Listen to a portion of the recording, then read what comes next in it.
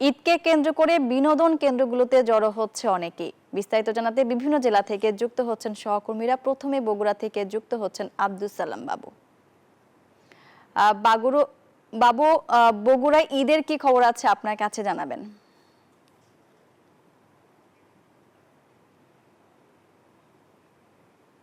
পর্যটন কেন্দ্রগুলো এবং পার্কগুলোতে এখন ব্যাপক ভিড়। আমরা নামাজের পর থেকে দেখেছি সেই ভিড়।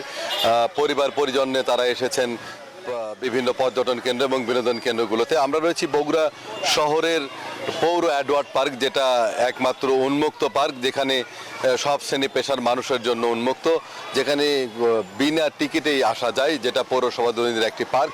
এখানে সকাল থেকেই শিশু কিশোর সহ বিভিন্ন শ্রেণী পেশার মানুষকে আমরা দেখেছি এবং তারা পরিবার পরিজনের নিয়ে এসেছেন এই পার্কে সন্তানদেরকে আনন্দ দেওয়ার জন্য।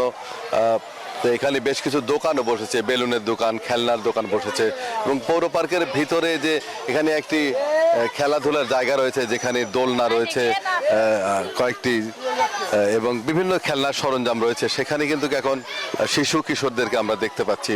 তারা বাবা মার সাথে এসেছে, সেই দোলনায় উঠছে এবং ব্যাপক আনন্দ উল্লাস করছেন এই শিশু কিশোররা। তারা আজকে এখানে এসে আমরা বগুড়া শহরের বাইরেও যেটি পর্যটন কেন্দ্র রয়েছে, বগুড়ার মহাস্থানগড়, 2500 বছরের ইতিহাস সমৃদ্ধ সেই মহাস্থানগড়ে আমরা গিয়েছিলাম। সেখানেও দেখেছি বিভিন্ন শ্রেণী পেশার মানুষ আসছে বিভিন্ন জায়গা থেকে।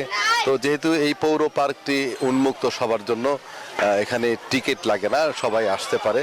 তো সেখানেই কিন্তু মানুষের অনেক ভিড়।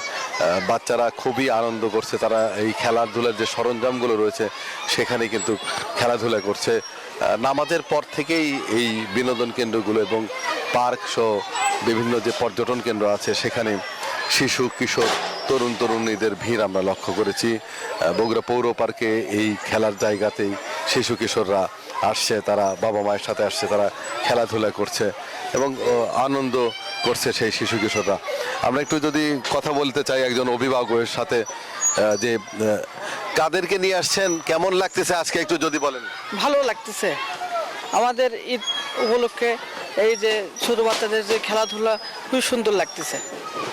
বাচ্চাদেরকে নিয়ে এসেছেন, এখানে খেলাধুলা করছে সেই বাচ্চারা, তারা আনন্দিত এবং সারাদিনই কিন্তু এই ভিড় থাকবে। বগুড়া শহরের পৌর পার্ক সহ মমইন বিনোদন পার্ক রয়েছে, বিনোদন জগৎ, বগুড়ার মহাস্থানগড়, সবখানেই মানুষের ভিড় আমরা লক্ষ্য করছি এবং আনন্দের সাথে ঈদ উদযাপিত করছে। এই ছিল বগুড়াতে সর্বশেষ। একই খবর জানতে চলে যাব রাঙ্গামাটিতে সহকর্মী ফাতেমা জান্নাত মমুর কাছে। এই ঈদে জামা জুতো অ্যাক্সেসরিজের ডিসকাউন্ট।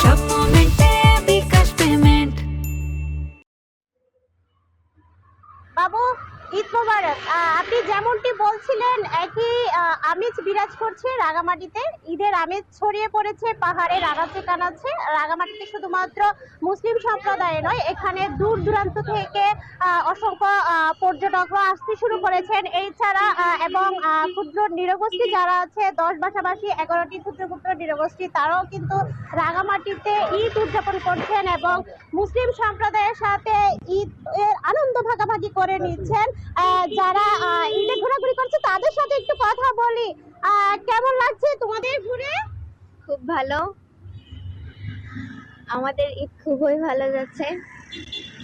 নতুন জামা পরেছো? হ্যাঁ। এই যে এক মাস সিয়াম সাজনের পর আপনারা যে আজকে ঈদ যাপন করছেন অন্যান্য সম্প্রদায়ের মানুষের সাথে, আপনাদের কেমন লাগছে? খুবই ভালো লাগতেছে, অন্যান্য বছর তুলনায় এবছর খুবই ভালো যাচ্ছে। অসংখ্য ধন্যবাদ। রাঙামাটির অসংখ্য বিনোদন কেন্দ্র রয়েছে এবং সেখানে বিকাল নাগাদ পর্যটকদের ঢল নামবে এমনটা প্রত্যাশা করছেন পর্যটন সংশ্লিষ্ট ব্যবসায়ীরা। তারা বলছেন রাঙামাটি পর্যটন কেন্দ্রগুলো ঢেলে সাজানো হয়েছে এবং নতুন নতুন পর্যটন স্পট করা হয়েছে। যারা ঈদের ছুটিকে কাজে লাগিয়ে রাঙামাটিতে বেড়াতে আসবেন তাদের সেবাদানের জন্য।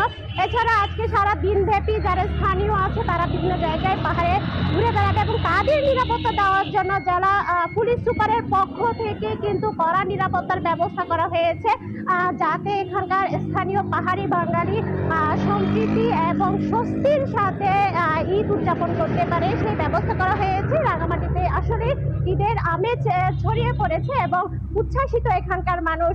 তো রাঙামাটি থেকে এই ছিল আমার কাছে সর্বশেষ তথ্য। ফিরে যাচ্ছি স্টুডিওতে। মনি। ফাতেমা জান্নাত মোমো, আপনাকে ধন্যবাদ।